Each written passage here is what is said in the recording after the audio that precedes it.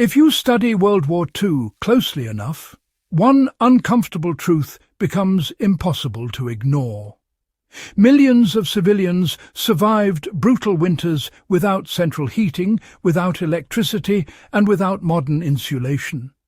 They did not do it with clever gadgets or secret military technology. They survived because they understood heat as a system, not a convenience. What is rarely discussed is that many of the most effective heating methods used on the home front were never standard issue for soldiers. Not because they did not work, but because armies prioritized mobility and logistics over long-term warmth. Today, those forgotten civilian techniques may be more relevant than ever. This is not about nostalgia or romanticizing hardship. This is about understanding what actually worked when fuel was scarce. Power grids were unreliable and winter was an existential threat. Stay with me, because by the end of this guide you will understand why surviving the cold was less about fire and more about strategy. The first lesson civilians learned was to heat people, not rooms. One of the most overlooked realities of wartime heating is that civilians stopped trying to warm entire houses. Fuel rationing made that impossible. Instead, families concentrated heat around bodies.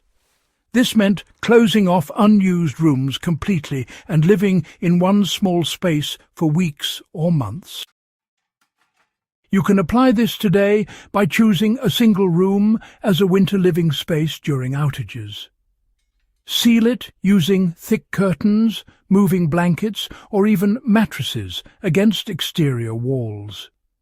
Body heat alone, when concentrated, raises the ambient temperature noticeably, especially overnight. This is physics, not folklore, and it works without burning anything. Civilian masonry stoves quietly outperformed military field heaters. While soldiers relied on metal stoves that burned hot and fast, civilians in Eastern Europe and Germany depended on masonry heaters built centuries earlier. These stoves used dense brick or stone to absorb heat from a short, intense fire, and then radiate warmth slowly for up to 24 hours. One small load of wood in the morning could keep a room warm all day. Even if you do not have a masonry stove, the principle still applies. Heat storage matters more than flame size.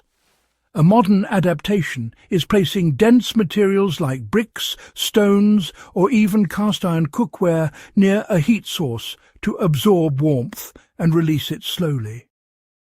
During a power outage, this can stretch limited fuel far longer than an open fire ever could.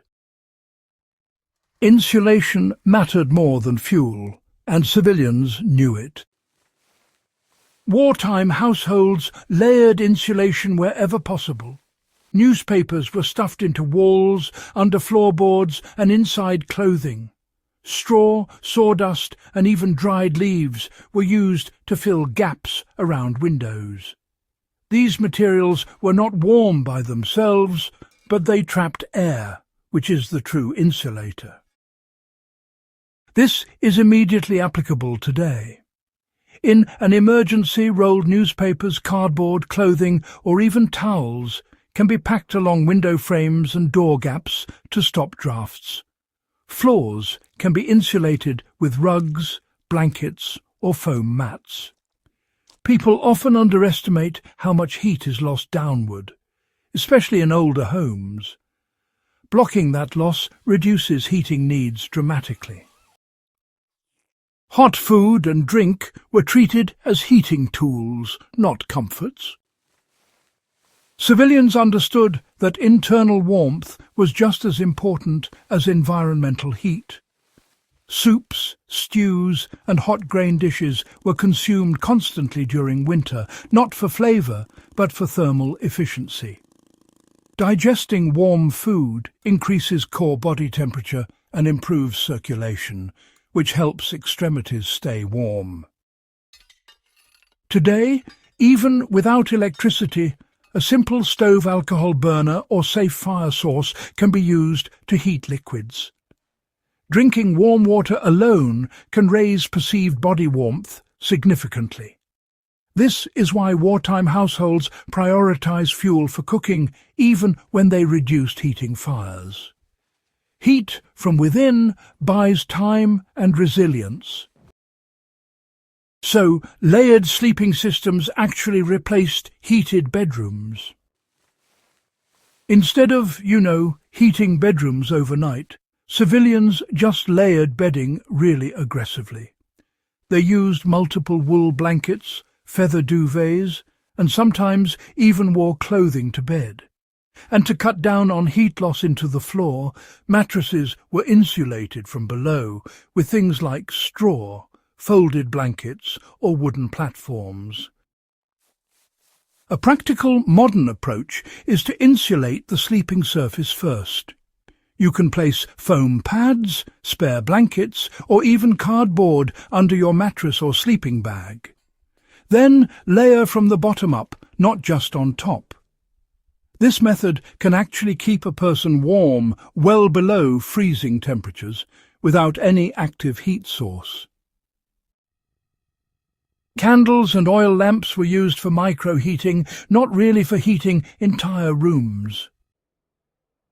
Contrary to popular belief, civilians did not rely on candles to heat rooms.